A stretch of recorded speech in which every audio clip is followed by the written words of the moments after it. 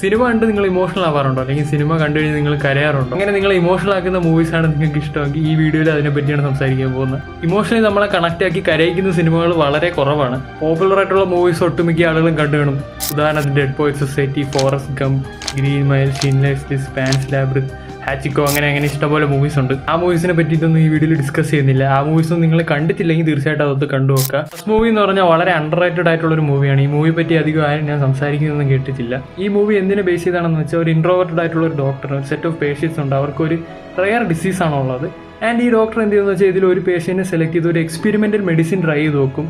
And ആ experimental medicine try ചെയ്തതിനു ശേഷം ആ പേഷ്യൻ്റ് റിക്കവർ ആവും. റിക്കവർ ആയതിനു ശേഷം എന്താണ് നടക്കുന്നതെന്നാണ് ഈ മൂവി. ഈ മൂവിയുടെ പേരെന്താണെന്ന് വെച്ചാൽ ദ അവേക്കനിങ്സ് എന്നാണ്. ആൻഡ് ഈ മൂവിയിൽ ചില സീൻസ് ഉണ്ട്, it will definitely break your heart. അടുത്തതെന്ന് പറഞ്ഞാൽ കുറച്ചുകൂടി പോപ്പുലർ ആയിട്ടുള്ള ഒരു മൂവിയാണെന്ന് തോന്നുന്നു. ഈ ഇടയ്ക്കാണ് റിലീസായത്, 2023 റിലീസായ ഒരു മൂവിയാണ്. ഈ മൂവിയുടെ പേര് ദ ഹോൾഡ് ഓവേഴ്സ് എന്നാണ്.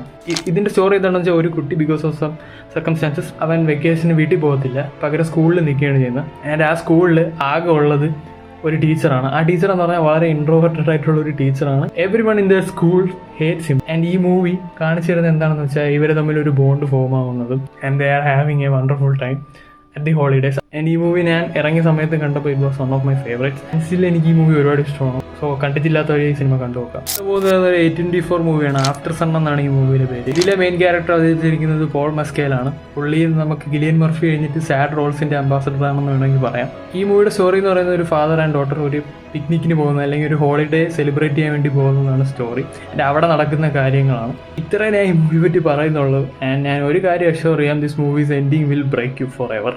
പിന്നീട് എനിക്ക് പറയാൻ തോന്നുന്നത് കഴിഞ്ഞ വർഷം ഇറങ്ങിയ കുറച്ച് സിനിമകളെ പറ്റിയാണ്. അതിനെപ്പറ്റി ഞാൻ ഡീറ്റെയിൽഡ് ആയിട്ടൊന്നും എക്സ്പ്ലെയിൻ ചെയ്യുന്നില്ല. സിനിമകളുടെ പേര് മാത്രം ഞാൻ പറയാം. ഒന്ന് ട്രെയിൻ ഡ്രീംസ്, പിന്നെ റെന്റൽ ഫാമിലി, അതേപോലെ കിലിയൻ മർഫി അഭിനയിച്ച സ്റ്റീവ് എന്ന് പറയുന്ന ഒരു ഇന്ത്യ ബ്രിട്ടീഷ് ഫിലിം കൂടെ ഉണ്ട്. ഇത് മൂന്നും ഞാൻ കഴിഞ്ഞ വർഷം കണ്ടതിൽ എനിക്ക് ഒരുപാട് ഇമോഷണൽ ഇമ്പാക്റ്റ് ചെയ്യുന്ന മൂവീസാണ്. ഈ വീഡിയോയിൽ തന്നെ ഞാൻ ഒരുപാട് മൂവീസ് മെൻഷൻ ചെയ്തിട്ടുണ്ട്. ഇതിലുള്ള മൂവീസൊക്കെ നിങ്ങൾ കണ്ടിട്ടുണ്ടെങ്കിൽ തീർച്ചയായിട്ടും താഴെ കമൻറ്റ് ചെയ്യാൻ. നിങ്ങൾക്ക് വേറെ ഏതെങ്കിലും സജഷൻസ് ഉണ്ടെങ്കിൽ താഴെ കമൻറ്റ് ചെയ്യാം.